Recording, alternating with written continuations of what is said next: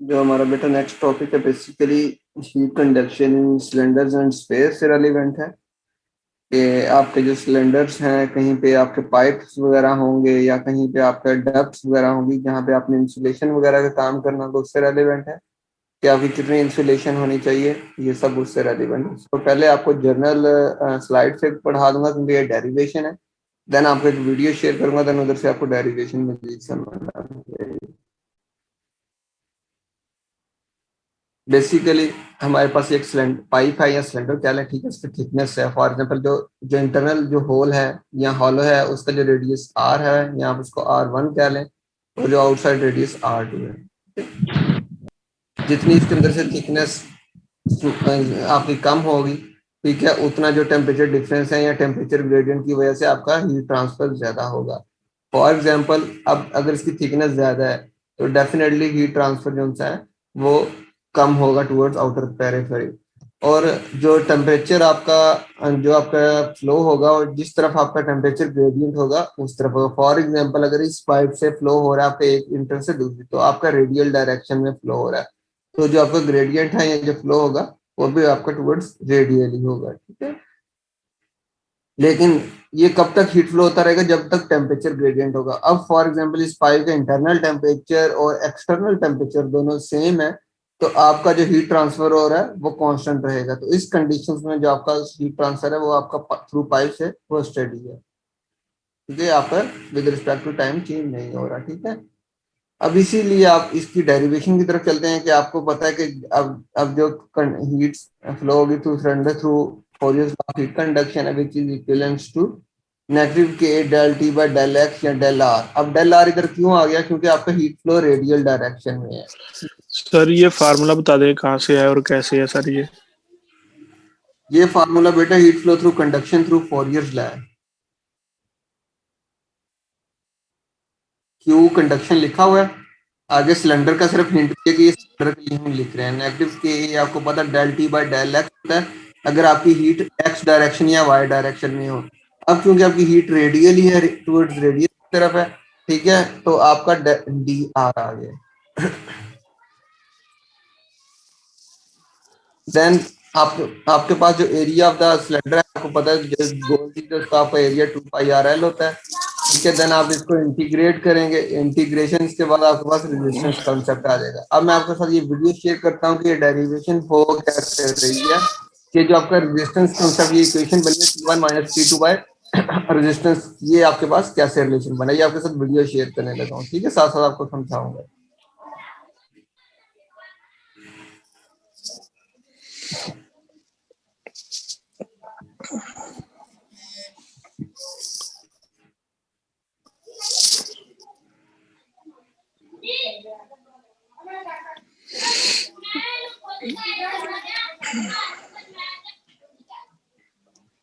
अब आपके पास ये पाइप है, ठीक है, इसका इनर रेडियस R1 से रिप्रेजेंट हो रहा है और जो आउटर रेडियस R2 से है। जो इनर रेडियस का टेम्परेचर है वो T1 है, जो आउटर रेडियस है उसका टेम्परेचर T0 कह लें या आप T2 कह लें, ठीक। अब ये जो पाइप है जो इसकी थिकनेस है इसकी, आप मुझे ये बताएं कि इसके अंदर coefficient of thermal heat transfer coefficient आएगा कि थर्मल कंडक्टिविटी का, ये इधर आएगा कि एच आएगा? थर्मल कंडक्टिविटी है। थर्मल कंडक्टिविटी और क्यों आएगा बेटा? सर कन्वेक्शन आएगा क्योंकि सब एयर से फ्लो, एयर हमारे पास एयर से ट्रांसफर हो रही है हीट अंदर। नहीं, ये जो इसने पॉलीथिन लिखा है थिकनेस, ये थिकनेस है यहाँ से लेके यहाँ तक, बाकी छोड़ दें ये। तो इस कंडीशन में के आएगा कि एच आएगा, ये जो येलो पोर्शन है ये इंडक्शन आएगा। कंडक्शन की वजह से है ना, क्योंकि मेटल है ना, यस कंडक्शन जैसे पार्टिकल्स तो यस कंडक्टिविटी है, थर्मल कंडक्टिविटी आएगा। और अगर यस एयर होती तो देन आपका जहाँ पे कन्वेक्शन हो रही है वहां पे thermal heat heat transfer coefficient H आएगा, ठीक है। ओके।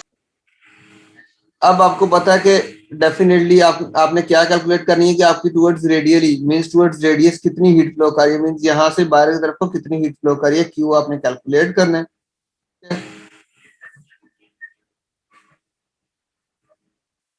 अब जो फोरियर्स लॉ है आपको पता क्या कहता है कि नेगेटिव के del T by del X होता है, लेकिन क्योंकि आपकी जो हीट है टुवर्ड्स रेडियस है तो आप डेल एक्स की बजाय डी आर भी लिख सकते हैं, ठीक है।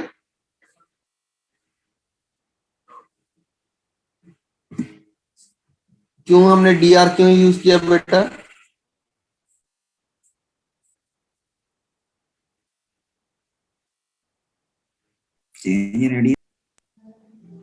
क्योंकि जो आपका पास फॉर एग्जांपल ये एक्स था ये वाई था, लेकिन हीट तो रेडियली किसी भी हर डायरेक्शन में मूव कर रही है ना, तो इसलिए आपने डी आर लिया, क्योंकि यहाँ पे तो आपका एक्स नहीं बनना। सिमिलरली इधर तो एक्स नहीं बनना है, एक्स एक्स तो किसी एक्सिस के थ्रू है ना, तो ये रेडियली इसलिए आर डी।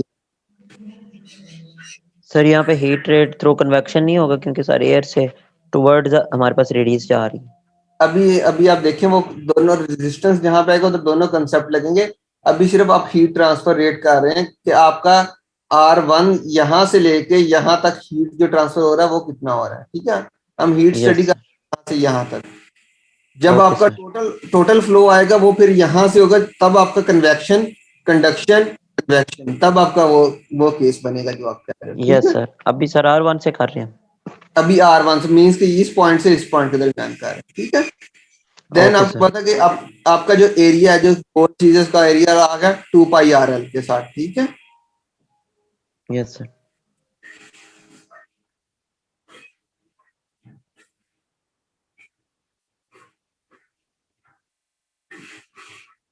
सो अब आपने क्या किया, ये जो ए की वैल्यू है आपने इधर ए की वैल्यू जो आपका Fourier's law of heat conduction है हीट ट्रांसफर के अंदर पुट कर दी, तो आपके पास जो relation Q is equal to negative 2 pi R L D T by D R, ठीक है।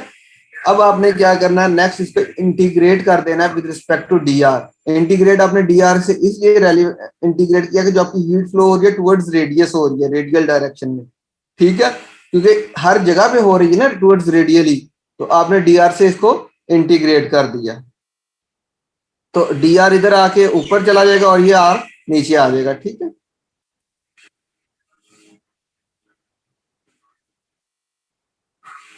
अब आप इंटीग्रेट करेंगे इसको। अब इंटीग्रेशन के लिए बाउंड्री कंडीशंस क्या बनेगी, कोई मुझे आपने से बताएगा बेटा?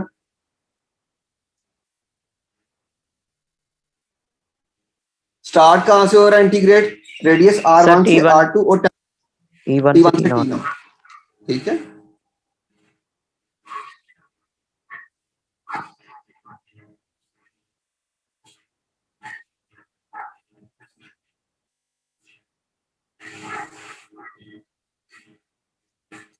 फिर जब आपका R1 था इधर आपका टेम्परेचर T1 था, जब आपका R2 हो गया तो इधर टेम्परेचर T0 या T2 आप इसको रिप्रेजेंट कर लें, ठीक है।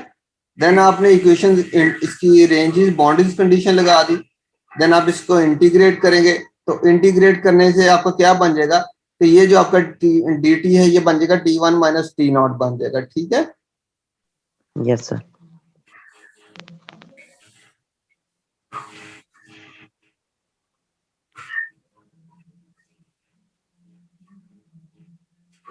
सर ये बाउंडिंग कंडीशंस का बता दें एक बार, क्या कहा आपने? बाउंड्री कंडीशन बेटा ये होती है कि आपकी हीट ट्रांसफर स्टार्ट कहां से हुआ है और एंड कहां पे हुआ है। अब जब जहां पे आपका हीट ट्रांसफर स्टार्ट हुआ है, ठीक है, वो आपकी कंडीशन R1 है ना,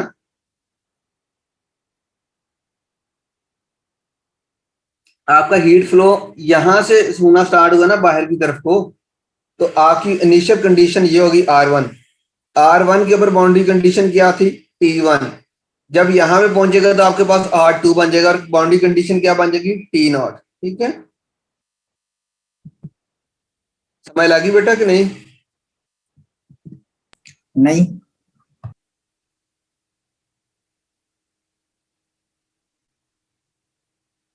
समझ लगिएगा, दोबारा बता दूं? यस सर, लग गया। ठीक है। देन आपने इंटीग्रेट किया इसको, अब देखिए नेक्स्ट इंटीग्रेशन कैसे हो रही है।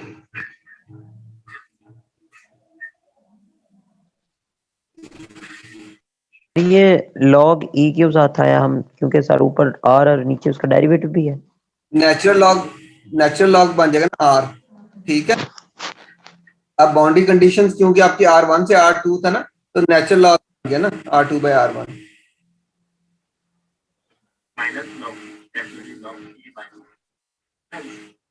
अब आपको पता है कि जहां पे आपका माइनस होगा लॉग, तो आप उसको डिवाइड की फॉर्म में लिख सकते हैं R2/R1, ठीक है। Yes sir. तो ये आपका लॉग, ये जो सा कंप्लीट इधर आके इसके नीचे आ जाएगा, या आप इसको कर लें, देखिएगा भी आप, क्योंकि आपने रेजिस्टेंस कॉन्सेप्ट बनाना है, हीट रेजिस्टेंस कॉन्सेप्ट में से। सर नेगेटिव साइन किधर गया? क्या हुआ बेटा? ये के साथ सर नेगेटिव साइन भी था। इसको सॉल्व करें जरा, ये देखें नेगेटिव T0 आ गया ना, जब ये ओपन करेंगे तो ये नेगेटिव बन जाएगा, ये पॉजिटिव बन जाएगा। तो ये इक्वेशन सॉल्व कर लिया। अब इधर टी आई जो है वो पॉजिटिव बन गया ना, नेगेटिव नेगेटिव पॉजिटिव होता है ना। यस सर वो समझ लगी समझ? Yes sir. ओह सॉरी,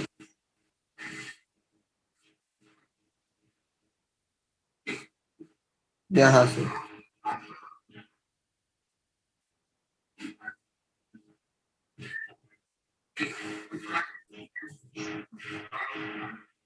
ये मैंने इसका लिंक दे भी दिया हुआ है आपकी स्लाइड्स में, तो अगर आपको ना समझ लगे ना, आप उधर से दोबारा भी इसको देख सकते हैं, ठीक है।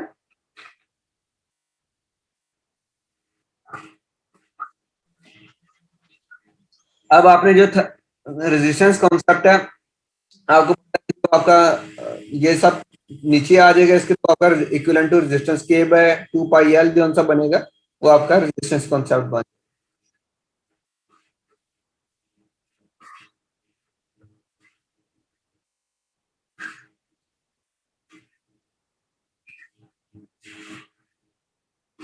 सर ये 2/KL क्यों नीचे आया? बेटा K जो और आपका थर्मल 2L। रेजिस्टेंस कॉन्सेप्ट था, जो आपने लास्ट टाइम पढ़ा था, तो आपका जो K यस बाय आपका कंडक्टिविटी बाय L/A होता है। जो थर्मल रेजिस्टेंस कॉन्सेप्ट है, आपको पता है वो लेंथ के प्रोपोर्शनल है, ठीक है। इनवर्सली प्रोपोर्शनल जो रिलेशन बन जाएगा, directly proportional to the area के है। ये सारा कॉन्सेप्ट वहां से आया, ठीक है। आप इसको पिछले टॉपिक से रिलेट करेंगे, देन आपको इसकी क्लैरिफाई ज्यादा हो जाएगी। ना होगी तो फिर आप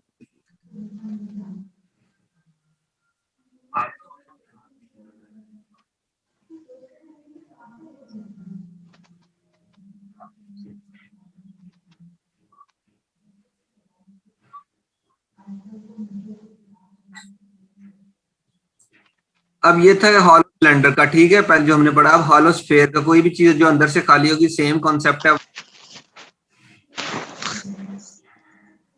सिर्फ ये है कि उसका जो एरिया था वो 2πRL था, इसका एरिया आपका डिफरेंस है। देखिएगा, अब ये स्फीयर है, वही अंदर से कोई खाली चीज है, वो पाइप था, लाइक सिलेंडर था।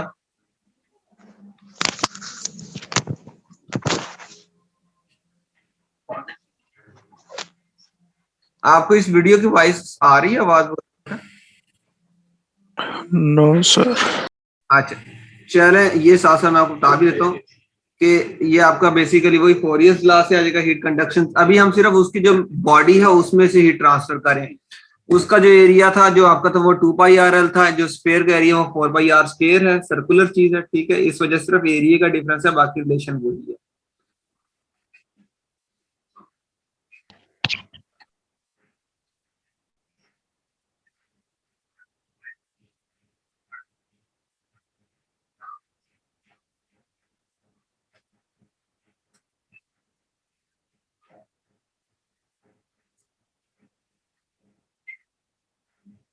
सेम वही है कि आपने इधर एरिया की वैल्यू पुट की, ठीक है। देन आपके पास जो जो DR के रेलिवेंट, इसको आपने इंटीग्रेट कर लिया, वही बाउंड्री कंडीशंस है। R1 से R2 और T1 से T2 के इक्विवेलेंट है, बाउंड्री कंडीशंस लगाएंगे। सिमिलरली ऊपर वैसे ही आपका हीट ट्रांसफर थ्रू और डेल T के थ्रू हो जाएगा कि T1 - T0, और नीचे थर्मल कंडक्टिविटी कंसेप्ट आ जाएगा।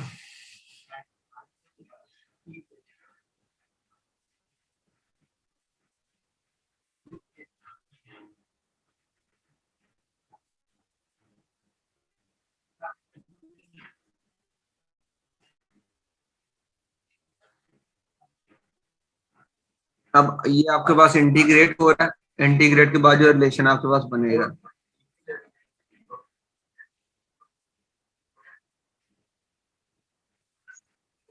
सिमिलरली वही उधर माइनस की फॉर्म में लिख लिया था, आप इसको इधर माइनस की फॉर्म में लिख लें या इसको आप डिवाइड की फॉर्म में लिख लें।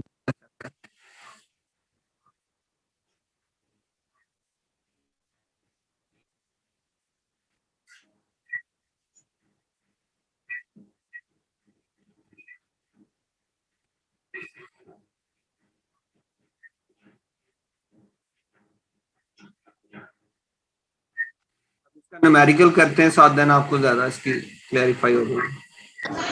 सर ये दोनों में मेन डिफरेंस क्या था, ये थोड़ा बता दें, ये दोनों टाइप्स में। बेटा फॉर एग्जांपल जो आपकी बॉल होती है ना, टेनिस बॉल, ये अंदर से खाली होती है ना, तो यस सर। वो आपकी स्फीयर है। और जो सिलेंडर है, आपको पता है कोई पाइप वगैरह है, ठीक है, दरमियान यहाँ जो आपके घर में पानी वाले पाइप होते हैं वो आपके हॉलो सिलेंडर्स कहलाते हैं, ठीक है।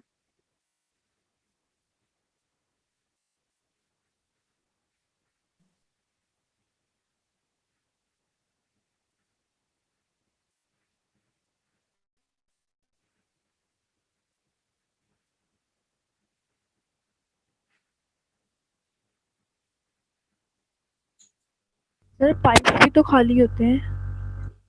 पाइप खाली है ना अंदर से, आपको पता है जो सिलेंडर होते हैं वो आपका आपका वो सिलेंडर है ना, पाइप जो सा, और जो बॉल है वो आपका स्फीयर है कोई, ठीक है। ठीक। सर जो सेकंड टाइम किया था उसको इंटीग्रेट कैसे किया था? चले वो भी आपको बताते हैं। ये सिलेंडर का पहले न्यूमेरिकल देख लेते हैं, बुक से देख लेते हैं, ऐसे करते हैं।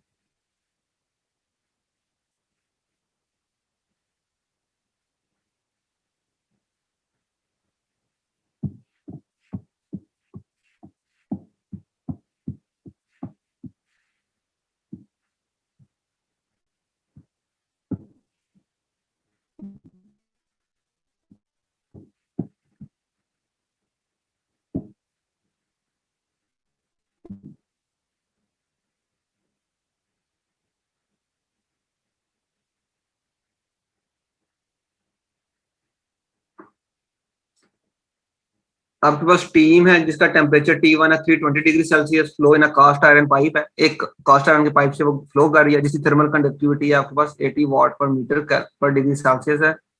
whose inner and outer diameter, अब इधर रेडियस नहीं है, डायमीटर है, तो डायमीटर से आप रेडियस वगैरह कैलकुलेट कर सकते हैं, ठीक है। The pipe is covered with 3 centimetre thick glass wool. अब उसके बाद एक ग्लास वूल है विद कंडक्टिविटी, जिसकी कंडक्टिविटी है, heat is lost to the surrounding, जो हीट है वो बाहर की तरफ को मूव कर रही है, जिसका टेम्परेचर T2 है 5 डिग्री सेल्सियस। मीन अंदर 320 डिग्री सेल्सियस है, जो बाहर पहुंच रहा है उसका टेम्परेचर 5 डिग्री सेल्सियस है, by natural convection and radiation with a combined heat transfer coefficient. जिसका हीट ट्रांसफर कोएफिशिएंट है वो आपके ये दिस वन है, ठीक है, H2 है, 18 वाट है, taking the heat transfer coefficient inside the pipe to be H1। जो अंदर की साइड है उसका 60 है, जो बाहर की साइड है उसका 18 है। Determine the rate of heat loss, heat loss rate आपने कैलकुलेट करना है। अब इसकी एग्जांपल ये है, आपका ये पाइप है बेटा, इसमें थोड़ा सा एक कम्प्लेक्स चीज आ गई। ये देखें, जो पिंक वाला आपका पाइप है, ठीक है, जो ग्रे वाली है वो इसकी इंसुलेशन है। हीट लॉस यहाँ से यहाँ तक कैलकुलेट करना है, इधर आ जाएगी थर्मल कंडक्टिविटी। जब यहाँ से इस पॉइंट से हीट लॉस बाहर कैलकुलेट करेंगे तो आपकी आ जाएगी कन्वेक्शन, क्योंकि आपके दो डिफरेंट मीडियम्स में आ गया ना। तो यहाँ पे आपके इधर जो हीट ट्रांसफर कोएफिशिएंट है उसकी H1 वैल्यू है, जो इधर है उसकी H2 वैल्यू है, तो ये आपने कैलकुलेट करना है, ठीक है।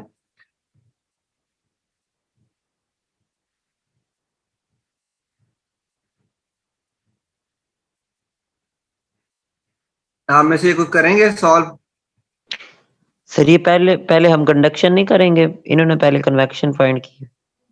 आप कंडक्शन भी कर सकते हैं, ये आपके ऊपर डिपेंड करता है। जो एंड पे कॉन्सेप्ट होगा, एंड पे तो इसमें कंबाइन ही होना है ना, कि आपका जब रेजिस्टेंस कॉन्सेप्ट लेंगे तो कंडक्शन भी आएगी और कन्वेक्शन भी आएगी, ठीक है। वो सिलेंडर स्फीयर वाला हमने फॉर्मूला लगाया है।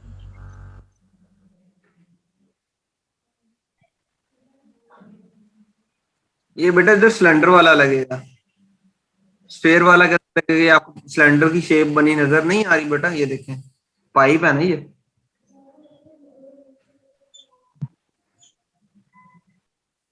नेक्स्ट आपके पास क्रिटिकल रेडियस ऑफ इंसुलेशन।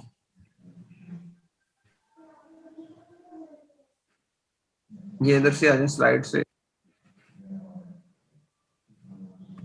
अब क्रिटिकल रेडियस ऑफ इंसुलेशन, ये भी आपको पहले थोड़ा सा बताता हूँ, देन उसकी डेरिवेशन आपको वीडियो से समझाऊंगा।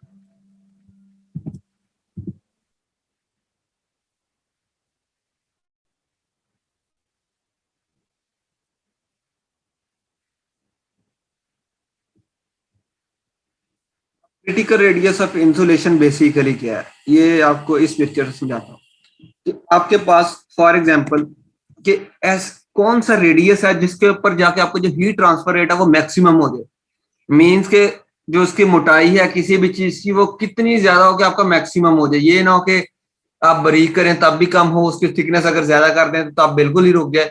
ऐसा क्या रेडियस है या ऐसी क्या थिकनेस है जिसके ऊपर आपके हीट ट्रांसफर जो है वो मैक्सिमम हो जाए। फॉर एग्जाम्पल इस ग्राफ से हम डिस्क्राइब करते हैं, एक्स एक्सिस के ऊपर आपका रेडियस है और वाई एक्सिस के ऊपर हीट ट्रांसफर है। तो क्रिटिकल रेडियस वो रेडियस है जिसपे जाके आपका हीट ट्रांसफर मैक्सिमम होता है, ठीक है। फॉर एग्जाम्पल इनिशियल हुआ है, पहले कुछ टाइम तक आपका हीट ट्रांसफर रेट इंक्रीज होगा, देन कुछ पॉइंट के बाद जाके डिक्रीज होने लग पड़ेगा। तो ये पॉइंट जो हमने कैलकुलेट करना है ये आपका क्रिटिकल रेडियस होता है, ठीक है। क्रिटिकल रेडियस का फॉर्मूला K/H डेरिवेशन के साथ। अब इसकी डेरिवेशन कैसे है ये हम स्टार्ट करते हैं।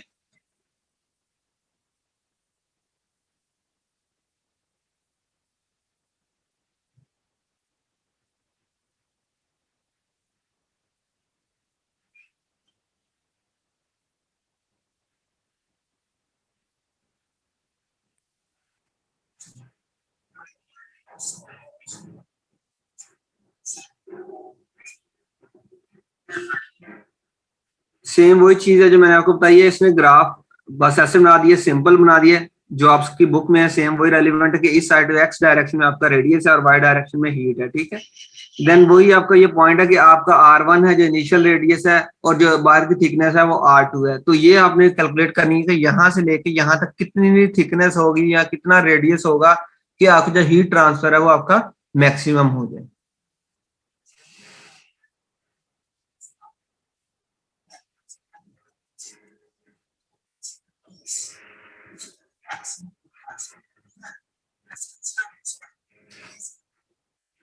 अब इसकी एग्जांपल ये है कि आप इसके अंदर दो कंडीशंस ले सकते हैं कि आपने जब घरों की वायरिंग करनी होती है तो आपने देखना है कि आपकी जो इंसुलेशन है वो कितनी मोटी होनी चाहिए, ठीक है। बेसिकली इसका मकसद ये है कि जब आपने तार यूज करनी है आपने देखना है कि ये आपकी जो हीट है उसको बर्दाश्त बियर कर सकेगी या हीट बाहर रिलीज होकर आपकी इंसुलेशन जल जाएगी और आपकी वायरिंग जलने का खतरा है, ठीक है। इसका ये मकसद है।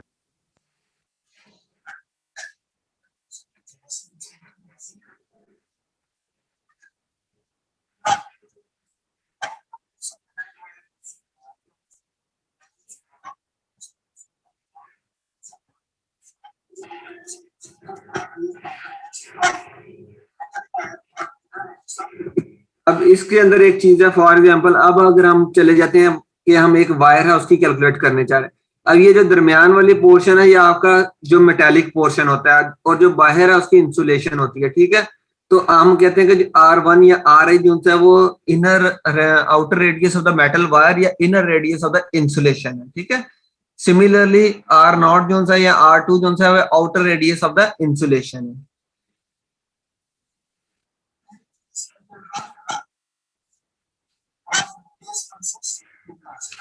अब ये ग्राफ में हमें बता रहा है कि क्रिटिकल रेडियस होता क्या बेसिकली।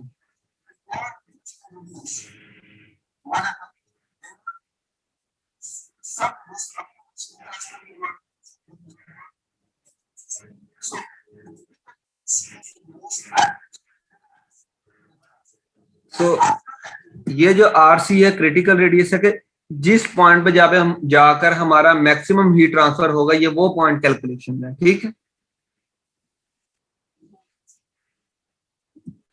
सिर्फ ये यहाँ पे कैलकुलेशन इसकी बेस नहीं करती हैं।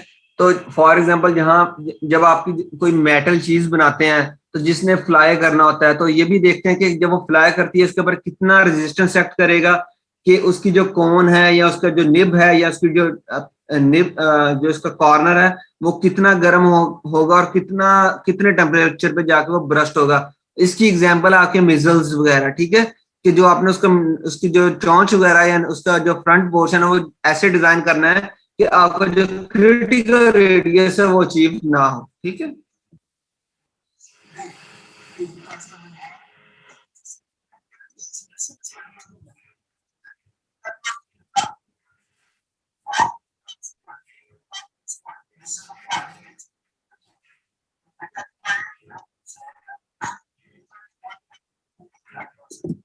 अब आपका जो हीट ट्रांसफर हमने कैलकुलेट करना है, फॉर एग्जांपल इस पॉइंट से जो आपके एटमॉस्फेयर में हीट आ रही है, उसकी एग्जांपल ये है कि अगर तो ये इसकी थिकनेस कम होगी तो डेफिनेटली हीट ट्रांसफर आपका एयर की तरफ को होगा। तो हमने यही कैलकुलेट करना है कि आपका इस पॉइंट से इस पॉइंट तक जो हीट ट्रांसफर होगा वो कितना होगा, ठीक है।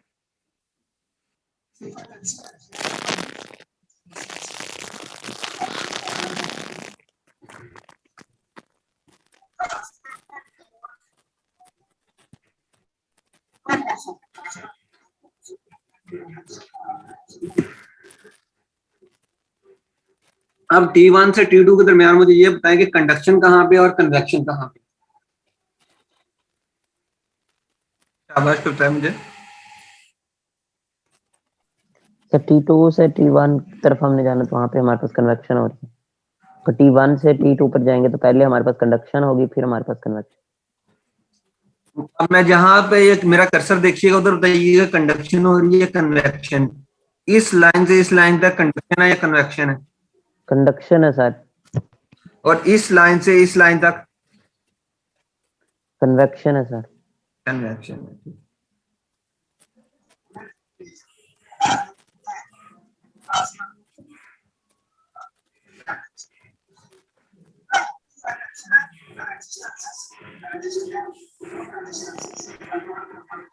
अब ये रेजिस्टेंस डायग्राम शो कर रहा है कि कंडक्शन आपकी कैसी है और कन्वेक्शन कहाँ पे है। अब ये जो आपका इंसुलेशन है, ठीक है, इस जगह पे इसकी अपनी रेजिस्टेंस होगी और इस एयर की अपनी रेजिस्टेंस होगी, ठीक है। तो जो इंसुलेशन की आपकी रेजिस्टेंस होगी वो थ्रू कंडक्शन होगी और जो एयर वो थ्रू कन्वेक्शन होगी। अब इसी चीज को एक्सप्लेन करने लगे।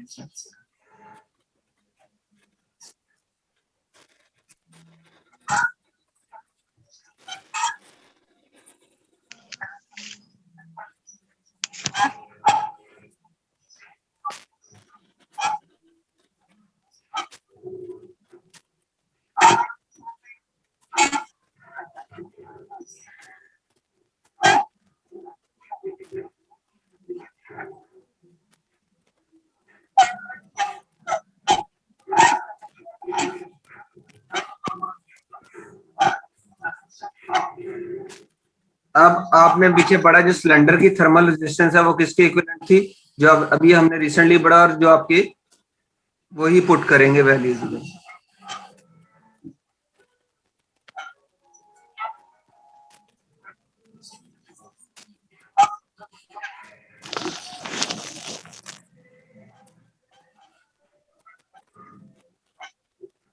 यही थी ना आपके पीछे सिलेंडर की जो थर्मल रेजिस्टेंस थी, वो नेचुरल लॉग ऑफ आर, ठीक है, R1/R2 था और डिवाइडेड बाय 2πLK था। ये कंडक्शन थी। अब कन्वेक्शन की क्या होगी?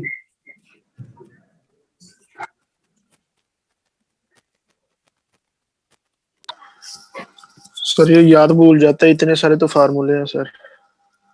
बेटा जब आप हाथ से डेरिवेशन आप पीछे से सिर्फ एक लेक्चर जो इसका इनिशियल लेक्चर था ना, जिसमें thermal resistance, conduction, convection and radiation की कैलकुलेट की थी, जब आपने वो हाथ से उसकी डेरिवेशन कर ली ना, क्योंकि अब हमारी तो मजबूरी है कि आपकी फिजिकल क्लासेस नहीं थे, बोर्ड पे होनी चाहिए थी, तो जब आपने वो कर ली तो ये सारी इसी की बेस है।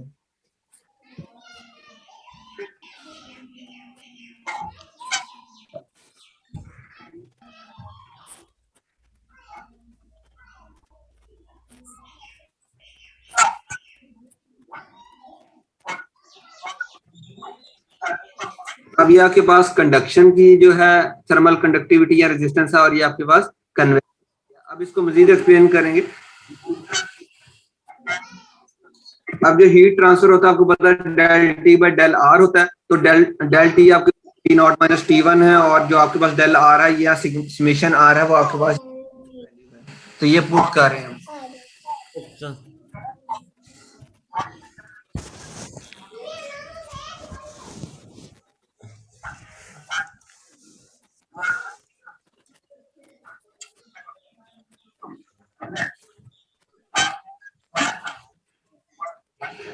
अब ये जो सी समीशन आर की वैल्यूज थी सारी नीचे पुट कर देंगे।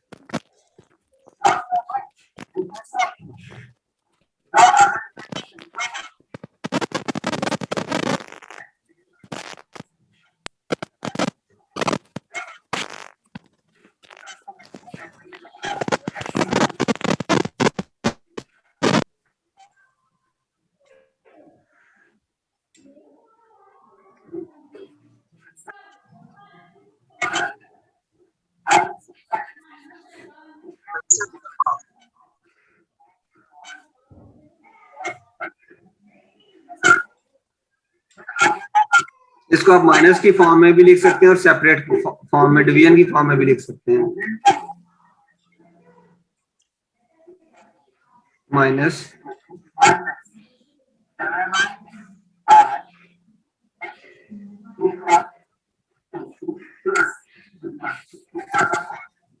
ये बेसिकली बेटा जो डेरिवेशन है जो आपको बताया कि आपका जो थर्मल रेजिस्टेंस कॉन्सेप्ट है या क्रिटिकल रेडियस ऑफ इंसुलेशन जो इक्विवेलेंट हुआ K/H के, उसके लिए है। क्योंकि ये बुक में इसकी डेरिवेशन नहीं दी गई इसलिए आपको डेरिवेशन दिखा रहा हूँ।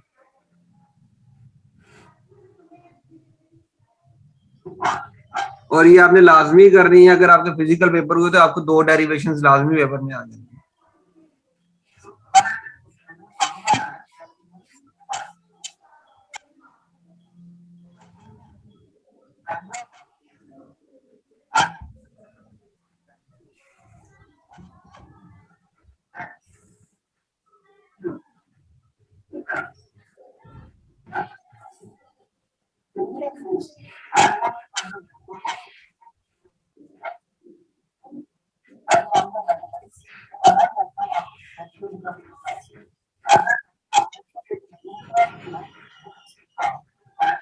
एक सर ये वो पीछे वाली डेरिवेशन जो पीछे पहले पढ़ी हमने। जी एक पीछे वाली है, एक ये है, ठीक है।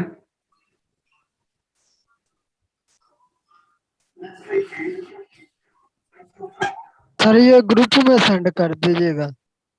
ये बेटा स्लाइड्स के अंदर ही इसके लिंक मौजूद हैं ऑलरेडी, ठीक है।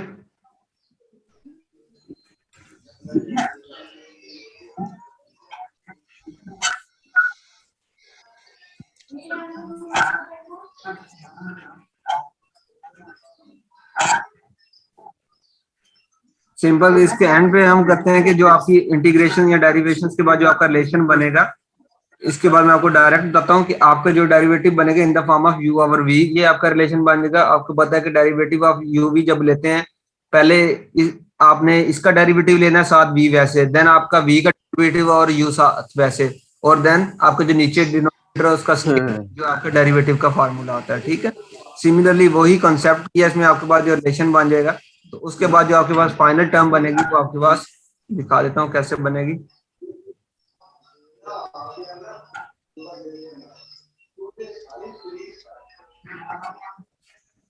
जब आप इसको सॉल्व करके सारा सॉल्व करेंगे तो जो आपके पास रिलेशन बनेगा 1/k is equals to h/r0 बन जाएगा। देन आपने क्रिटिकल रेडियस निकालना, जो क्रिटिकल रेडियस आपका बन जाएगा r0 इधर आ जाएगा, K/h0 आपके पास, या K/h आपके पास ये वैल्यू डेरिवेशन बन जाएगी जो आपको मैंने भी आपको बताई थी। ये देखिए सर ये इसमें u ओवर v कहाँ से है? बेटा ये u ओवर v जो है ना, आप जब मैथमेटिक्स में डेरिवेटिव पढ़ते थे u ओवर v था, जब उसका डेरिवेटिव लेते हैं तो u का डेरिवेटिव साथ v वैसे ही, देन माइनस v का डेरिवेटिव u साथ वैसे ही, और ओवर v का स्क्वायर। ये आपने पढ़ा होगा ना? जी सर। ये क्वेश्चन वो 2 से। फॉर्मूला है जी, ये वो वाला फॉर्मूला, ठीक है। देन आपके पास क्रिटिकल रेडियस आ जाएगा।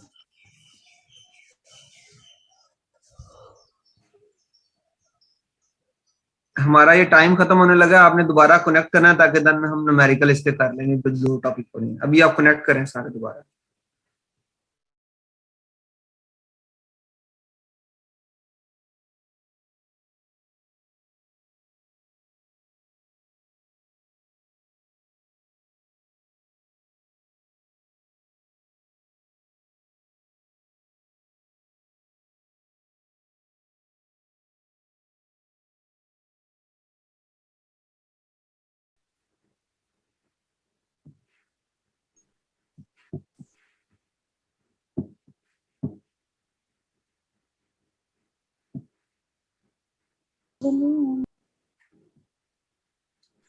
बेटा जो आपका रमजान है इसके अंदर टाइम आपका चेंज कर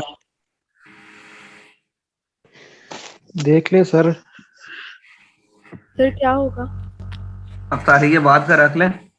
सर उस वक्त बहुत थक जाते हैं। उस वक्त नहीं सर, उससे पहले रख लें, आप असर के बाद रख लें, वो ठीक है। उस टाइम तो वैसे नहीं बनने में हिम्मत होती। सर ये सुबह का ही सर सही है, लो थोड़ा सर, ये सुबह का टाइम है सर। चले ठीक सुबह का ठीक, सुबह का ही ठीक ठीक है है सर वैसे। ठीक।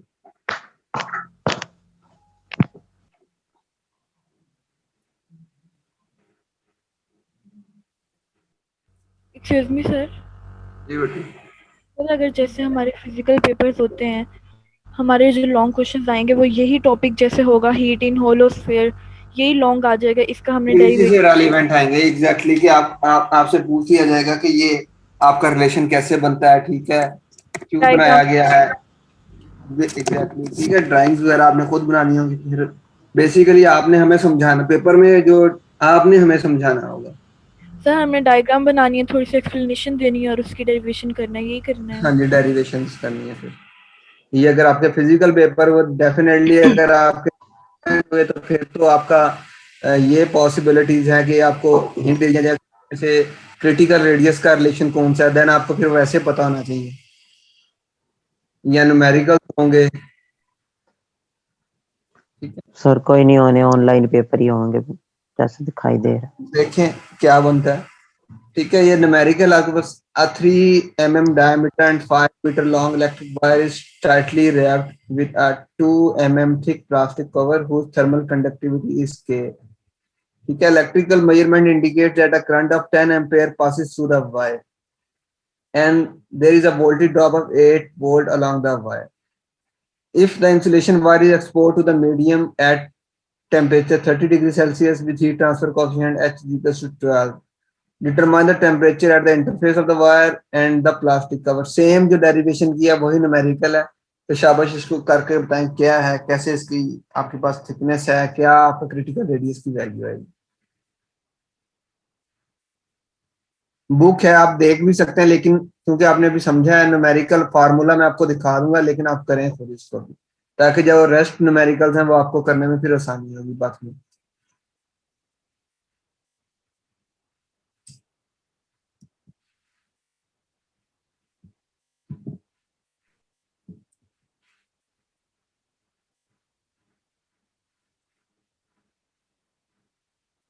न्यूमेरिकल की समय लगी है बेटा, क्या कहते हैं स्टेटमेंट की? समझा दें सर एक दफा स्टेटमेंट। एक आपके पास वायर है, इलेक्ट्रिक वायर, ठीक है, जिसका डायामीटर 3 mm है और उसकी जो लेंथ है वो 5 मीटर है। सबसे पहले आप इसके यूनिट देखें, mm और मीटर है, यूनिट्स आपके सेम होने चाहिए, ठीक है। अब उसके इर्द गिर्द जो प्लास्टिक इंसुलेशन है वो 2 mm की है, ठीक है, जिसकी कंडक्टिविटी कितनी है जो वायर है उसकी, या जो बल्कि जो उसकी इंसुलेशन उसकी कंडक्टिविटी है 0.15, ठीक है। इलेक्ट्रिकल मेजरमेंट जो वायर है उसमें से 10 एम्पेयर का करंट पास हो रहा है और जिसके अंदर से आपको वोल्टेज ड्रॉप हो रहे हैं 8 वोल्ट।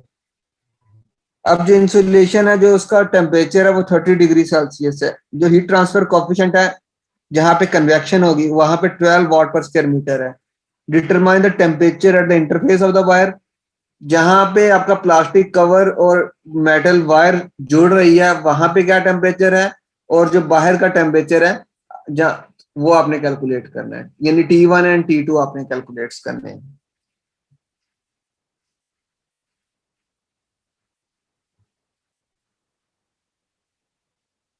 आप वैसे मुझे कोई इसमें हिंट दें, देखें क्या क्या सबसे पहला स्टेप क्या होगा बेटा?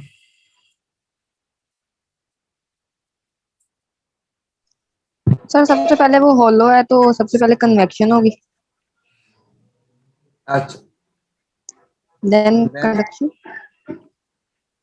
सर ये देन हीट ट्रांसफर रेट पहले कैलकुलेट करेंगे आप। पहले तो हीट ट्रांसफर थ्रू कंडक्शन, क्योंकि जहां पे आपका इंसुलेशन स्टार्ट हो रही है वहां से आपने कैलकुलेशन स्टार्ट कर दी है ना, तो जब विद इन द सेम तो वहां कंडक्शन होगी, और विदाउट जहां मटेरियल सेम नहीं होगा वहां पे कन्वेक्शन हो जाएगी। सर यहाँ पे करंट और वोल्टेज का क्या काम? ये बेसिकली हीट को रिप्रेजेंट कर रहे हैं ना, एनर्जी को रिप्रेजेंट कर रहे हैं।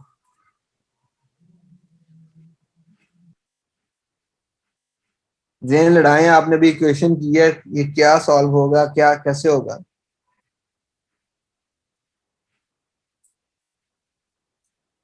चले यहाँ से मैं ही करवा देता हूँ अगर नहीं लग रहा तो। सर पहले ये आपकी जो के की पावर, वैल्यू लिखी हुई है, सबसे क्यू पहले आप जितनी भी आई देखो सर। पावर आ जाएगी ना, पावर कि आपके पास yes E sir. Is equal to PI का फार्मूला आपके पास 80 वॉट फ्लो कर रहा है, ठीक है? यस कि आपकी जो वायर से हीट फ्लो कर रही है कितने वॉट फ्लो कर रही है, कितने इसकी यूनिट्स हैं, वो 80 वॉट फ्लो कर रही है। देन आपने उसका, आपको पता कि आपने कन्वेक्शन का जो फार्मूला है रेजिस्टेंस का वो ये है, और जो कंडक्शन का है वो दिस वन। सबसे पहले आपने रेजिस्टेंसेस कैलकुलेट करनी है और टोटल रेजिस्टेंस कैलकुलेट कर लेनी है। देखिए टोटल रेजिस्टेंस कैलकुलेट होगी, जो कन्वेक्शन किया वन आपके पास यूज हो रही है, heat transfer coefficient of wire वो आपको गिवन है। सिमिलरली उसका एरिया आपने कैलकुलेट किया हुआ है।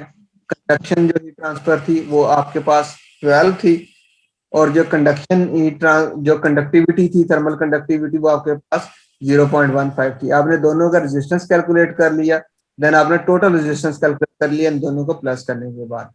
देन नेक्स्ट आप बताएं क्या होगा?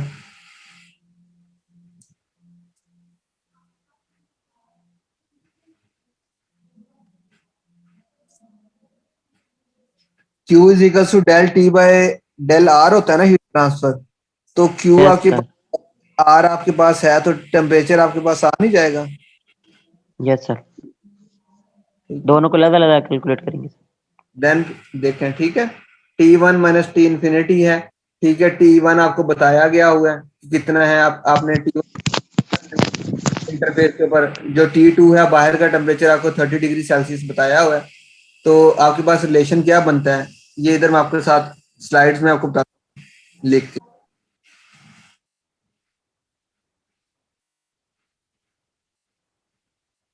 आपके पास जो रिलेशन बनना था वो Q is equal to B T by R बनना था ना, ठीक है? अब जो डी टी है वो इक्विवेलेंट किसके है? T1 माइनस T2 के।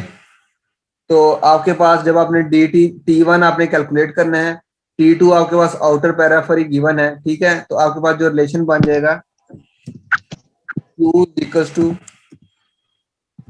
T1 minus T2 by, sir screen share नहीं हो रही। स्क्रीन शेयर नहीं हो रही?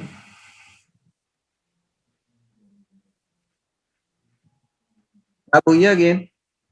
Yes sir. आपके पास जो हीट ट्रांसफर का क्या फार्मूला बनता है? Q equal to D T by R है ना, ठीक है? Yes sir. अब डी टी किसके बराबर होता है? T1 माइनस T2 के, ये देखें जो मैंने लिखा है, ठीक है? अब ये जो वैल्यू है इधर पुट कर दें तो आपके पास Q क्या बन जाएगा? T1 minus T2 by R T, total resistance mean, ठीक हो गया? अब यस सर। T1 आपने कैलकुलेट करना है, T2 आपको पता है जो आउटर पैराफरी का टेम्परेचर है वो 30 डिग्री सेल्सियस मेंशन है, ठीक है? तो आपके पास अब रिलेशन क्या बन जाएगा? Q, सॉरी इधर कर, Q into R is equal to T1 minus T2, ठीक है? अब T1 आपने कैलकुलेट करना है तो T2 ऊपर चला जाएगा, तो क्या बनेगा? Q into sir R। जी बेटा। सर ये आर के साथ टी कैसे आया है वो डिनोमिनेटर में से, मींस आर ऊपर का वाले में? मतलब है आर टी का मतलब है टोटल रेजिस्टेंस, मींस कंडक्शन की रेजिस्टेंस और कन्वेक्शन की रेजिस्टेंस, ठीक है? अच्छा वो टी नीचे आएगा फिर, हाँ जी ठीक हो गया सर। ठीक है, और ये इधर आके आपके पास बन जाएगा T2 इज इक्वल टू,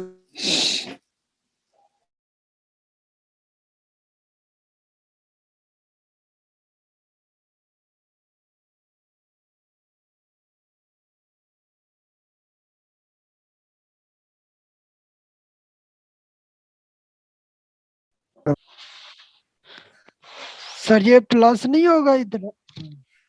इधर बेटा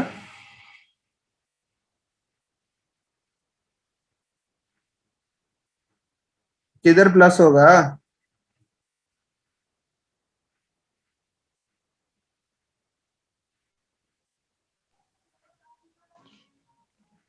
शाबाश बताएं किधर प्लस होगा?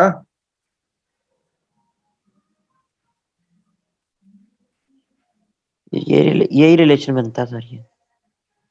किसी को नहीं समझ आई तो पूछ ले बेटा, शाबाश, क्योंकि इसी की बेस के ऊपर आपके न्यूमेरिकल्स होने हैं अभी। आपके पास फार्मूला था Q dt by R, RT कर लें, आसान कर लें, टोटल रेजिस्टेंस, ठीक है। देन आपको पता dt बराबर है T1 माइनस T2 के, तो आपने T1 माइनस T2 पुट कर दिया, dt की जगह बाय RT आ गया, ठीक है, टोटल रेजिस्टेंस। अब आपने कैलकुलेट करना है T1, जिस पॉइंट पे आपका मेटल वायर और जो प्लास्टिक है वो मिल रहा है, मींस के जहां से प्लास्टिक शुरू हो रहा है उस पॉइंट पे आपने कैलकुलेट करना है कितना टेम्परेचर था। T2 जो जहां पे इंसुलेशन बाहर की तरफ है, जो एटमॉस्फेयर की तरफ है, उधर टेम्परेचर 30 डिग्री आपको बता दिया गया है। तो आपने क्या कैलकुलेट करना है T1, तो RT इधर Q के साथ जाकर मल्टीप्लाई हो जाएगा और T2 इधर माइनस इधर जाके प्लस हो जाएगा, तो ये आपके पास T1 का रिलेशन बन जाएगा, ठीक है।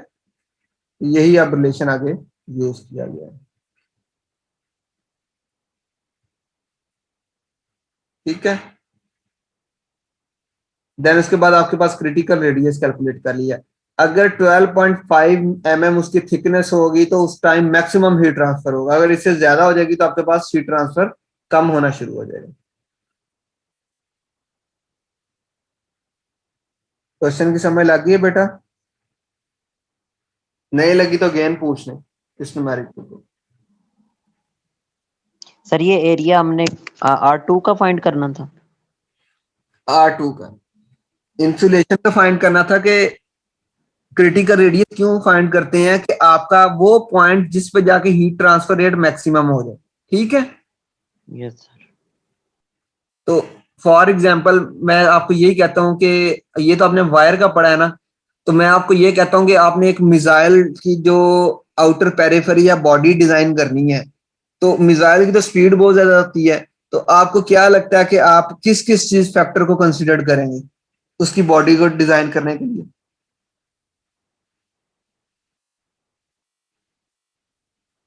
शाबाश, कितना आएगा?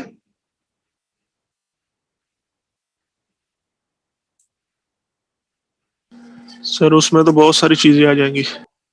मसलन बोले, शाबाश, देखते हैं उनमें से हमारे काम की क्या चीज है, चले।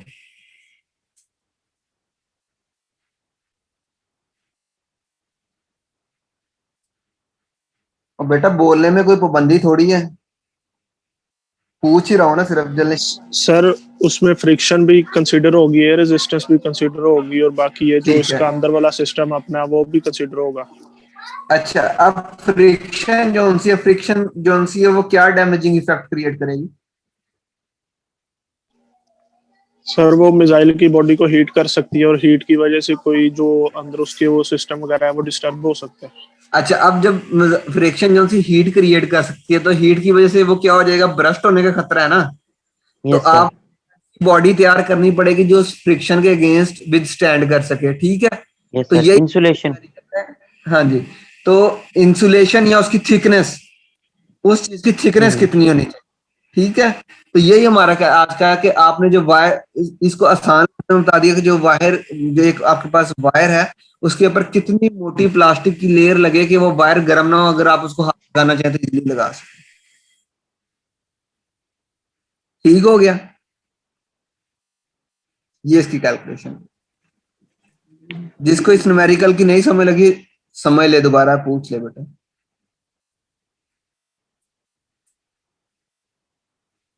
सर लास्ट वाला फॉर्मूला बता दे। ये जो फार्मूला है, यस सर। ये बेटा क्रिटिकल रेडियस निकाला है, उसकी मैक्सिमम थिकनेस कितनी होगी जिस पे जाके हीट ट्रांसफर मैक्सिमम होगा। तो ये बेसिकली K बाय H है, जो अभी हमने डेरिवेशन सेकंड की थी, ये उसी से आपको ड्राइव हुआ और मैं आपको दिखा भी देता हूँ स्लाइड से दोबारा।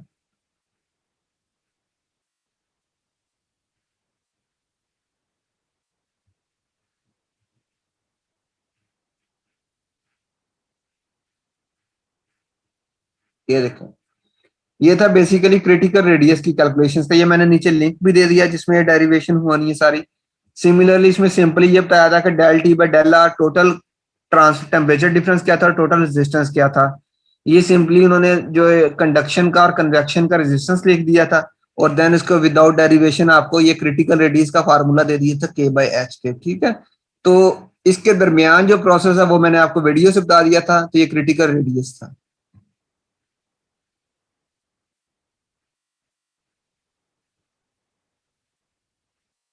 अब इस न्यूमेरिकल पे आ जाए शाबाश, जो 3.8 है, इसको भी हम शेयर कर लेते हैं।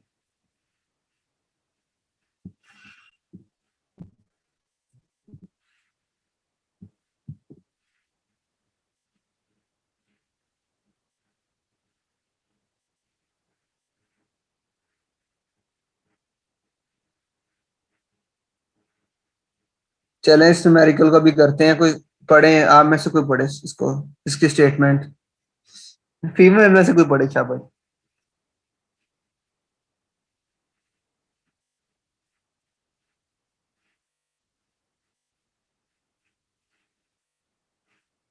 सजल फातिमा है, अपना माइक ऑन कर लीजिए। जी सर, सर अपनी वर्डिंग में बता दूं स्टेटमेंट? हाँ जी, पढ़ के समझानी है मुझे स्टेटमेंट क्या कहता है ये। सर एक आयरन पाइप है, उसका जो हमारे पास टेम्परेचर है 320 है, और जो उसका हीट ट्रांसफर वो जो के है वो 80 है, और उसका जो डायमीटर है इनर पे D1 5 है, आउटर पे D2 5.5 है, और जो उसका pipe is cover with 3 centimetre. No sir, यहाँ पे लिखा हुआ है कि एक सबर तो करो, आयरन सब पाइप है। कासिम सबर करो यार, सबर करो। हाँ जी बोलो सजल, आप बेटा शाबाश, आगे। एक मिनट बोल रही हूँ, एक मिनट। अच्छा सर और जो एक और है हमारे पास, थिक ग्लास है, इंसुलेटर है, उसका हमारे अच्छा पास टेम्परेचर T2 है, साथ हमारे पास हीट ट्रांसफर दिए हुए हैं H2 18 है, और हीट ट्रांसफर जो पहले वाले का था इनसाइड द पाइप उसका 60 है। हमने ये तो इसमें मुझे सारी बात समझ लग गई, मुझे ये सारी बात समझ लग गई, ये लिखा है H2, ये क्वेश्चन है क्या बेसिकली, रेलिवेंट किस चीज के है, क्या कह रहा है, क्या चीज है, क्या फाइंड करना है, ये बताओ शाबाश। हमने हीट लॉस फाइंड करना है पाइप का। अच्छा पाइप का। जी ईजा जवेद, अपना माइक ऑन कर लो। Yes sir. जी बेटा आप समझाएं क्या है ये।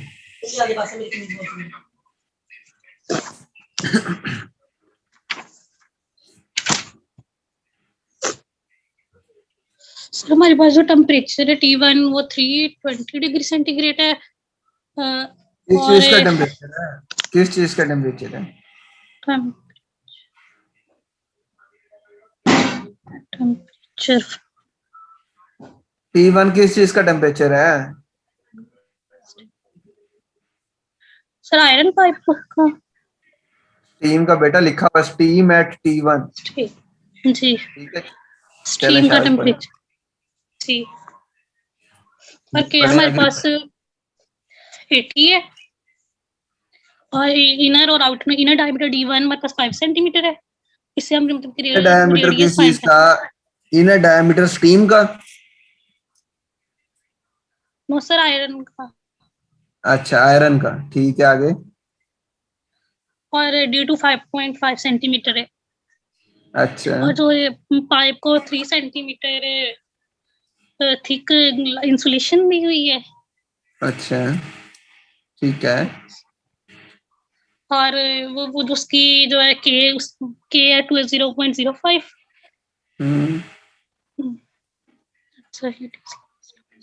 जो हीट लॉस्ट हो रही है सराउंडिंग में, उसका टेम्परेचर 5 डिग्री सेंटीग्रेड है। अच्छा और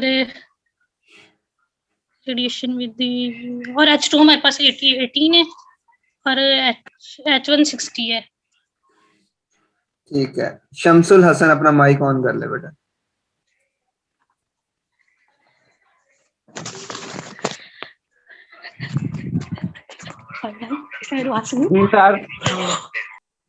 जी शमसुल हसन आप बताएं शाबाश, क्या है, क्योंकि अभी तक तो किसी ने समझा ही नहीं है क्या स्टेटमेंट लिखी हुई है। आप सर समझा, मुझे भी नहीं समझ आई। आपको भी नहीं आई? चलो अभी कासिम अब आप आ जाओ। Yes sir. सर वो कह रहे हैं कि हमारे पास स्टीम फ्लो कर रही है एक आयरन पाइप में, का टेम्परेचर हमारे पास वहाँ पे 320 डिग्री सेंटीग्रेड दिया गया। ठीक है, उस थर्मल कंडक्टिविटी हमें देखी है आयरन पाइप की, हमारे पास 80 वाट पर मीटर दी हुई है। और ठीक है, हमारे पास इनर एंड आउटर डायमीटर हमारे पास उसका दिया गया आयरन पाइप का, इनर डायमीटर उसका 5 सेंटीमीटर और आउटर हमारे पास 5.5 सेंटीमीटर है। और ठीक है, हमारे पास पाइप पाइप जो हमारे पास वो इंसुलेशन से कवर्ड है, हमारे पास ग्लास की इंसुलेशन उसके ऊपर है, उसकी हमारे पास कंडक्टिविटी उन्होंने दी है 0.05 दी है। हमारे जी पास सर ठीक है, हीट लॉस हो रहा है सराउंडिंग में सर, हीट से पाइप से हीट लॉस हो रही है sir through convection and radiation. इसका टेम्परेचर यहाँ पे जो आउटर टेम्परेचर T2 हमारे पास 5 डिग्री सेंटीग्रेड है।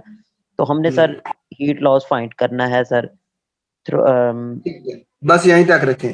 आपने बिल्कुल ठीक बताया, जिनको समझ नहीं लगी मैं उनको बता देता हूँ। एक पाइप है, हॉलो पाइप है, उसके अंदर से स्टीम फ्लो कर रही है, ठीक है। उस स्टीम का जो टेम्परेचर है वो 320 डिग्री सेल्सियस है, लेकिन जो उस पाइप की थर्मल कंडक्टिविटी है वो 80 है, ठीक है। अब जो पाइप का इनर डायामीटर है वो 5 सेंटीमीटर है, जो आउटर डायामीटर है वो 5.5 सेंटीमीटर है। अब उस पाइप के इर्द गिर्द इंसुलेशन कर दी गई है तो आपका हीट लॉस मिनिमम है, लेकिन फिर भी जो हीट लॉस हो रही है वो हो रही है। मींस के अंदर जो डिग्री सेल्सियस 320 था, जो बाहर टेम्परेचर आ रहा है वो 5 डिग्री सेल्सियस, मींस कभी भी 5 डिग्री सेल्सियस की हीट लॉस हो रही है। तो आपने कैलकुलेट करना है कि टेम्परेचर कितना ड्रॉप हो रहा है, किस इंसुलेशन की वजह से कितना ड्रॉप हो रहा है, ठीक है। और रेट फाइंड करना है कि हीट रेट किस किस रेट से हीट लॉस हो रही है। शाबाश को बताएगा इसका पहला स्टेप क्या होगा। सर ये कास्ट आयरन पाइप का क्या मतलब है? कास्ट का जो लोहे के पानी वाले पाइप नहीं है वो कास्ट आयरन पाइप होते हैं, ठीक है। और सर ये एक बात यहाँ पे लिखी हुई है कि heat is lost to surrounding at T2 5 degree Celsius. ये क्या सर इसका मतलब है? Heat is lost to surrounding means के पाइप के बाहर इंसुलेशन है ना, इंसुलेशन से बाहर जो हीट निकल रही है ना वो सेल्सियस निकल रही है। मींस के 5 डिग्री जो हीट है ना वो अभी भी लॉस हो रही है, वेस्ट हो रही है इंसुलेशन के बाद भी। सर ये यहाँ पे हीट बतानी चाहिए ना, ये यहाँ पे टेम्परेचर बताया हुआ है तो सर एक ही बात है बेटा, क्वेश्चन समझ लग रहा नहीं। हाँ यस सर बिल्कुल। जी शाबाश बताएं पहला स्टेप क्या होगा। सर सबसे पहले तो थर्मल रेजिस्टेंस फाइंड करनी है, जो पहले वाले की जैसे की थी। अच्छा, नेक्स्ट क्या करेंगे फिर? सर थर्मल रेजिस्टेंस से हीट लॉस फाइंड करेंगे। थर्मल रेजिस्टेंस है, देन आपके पास हीट लॉस फाइंड करेंगे। चलें ठीक है, न्यूमेरिकल की तरफ ही चलते हैं। सर पहले थर्मल कंडक्टिविटी फाइंड करें। थर्मल थर्मल कंडक्टिविटी क्या? तो थर्मल कंडक्टिविटी तो ऑलरेडी गिवन है बेटा। ओ वो सर कंडक्शन के जरिए पहले हम सर हीट लॉस फाइंड करें। दोनों मेथड्स आप कंडक्शन के जरिए पहले कर लें या कन्वेक्शन के जरिए कर लें, फिर आपने एंड पे तो कंबाइन ही करना है ना दोनों को, ठीक है, यस क्योंकि आपका टोटल रेजिस्टेंस आ जानी है ना।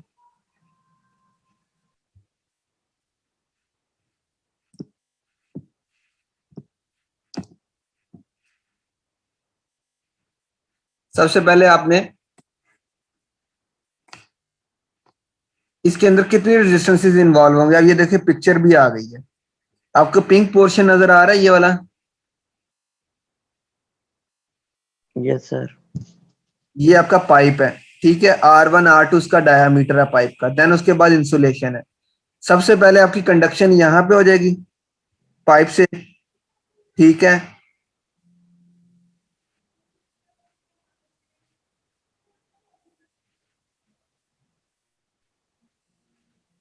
देन आपकी इंसुलेशन की कंडक्शन होगी, देन यहां से आपकी कन्वेक्शन होगी और इन दोनों की कन्वेक्शन होगी। तो आपके पास 4